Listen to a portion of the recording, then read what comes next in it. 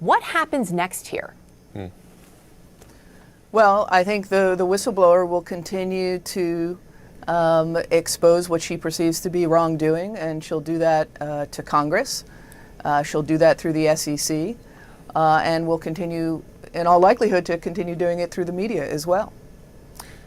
Did Facebook, a big picture here, by having this information internally and not sharing it, including with filings with the SEC, I mean, did Facebook break any laws here? It's possible. That would be the basis of her SEC filing, which is that what Facebook was saying publicly to Congress, to regulators, to the public was false, and it was misleading to investors. And that can be a violation of SEC laws and regulations. And so that is the basis of her SEC filing. We know there are a number of filings to the SEC, as you pointed out, we just talked about. She is set to testify before Congress tomorrow.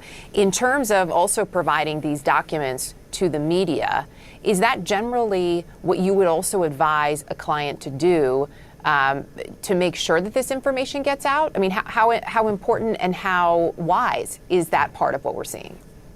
Well, it's risky to do it, for sure. When you reveal information to government agencies, the SEC, Congress, that's generally protected. But when you go to the press, when you give the Wall Street Journal thousands of documents, that's a little riskier.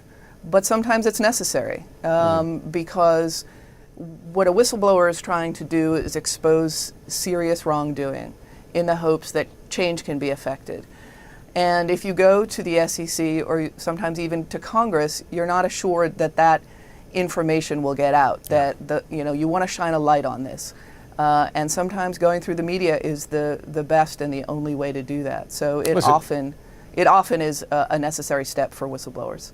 I mean, we saw that in the Trump administration, for instance, concerns that following the internal process could be quashed, right, by partisans, and you saw folks who then went outside that process.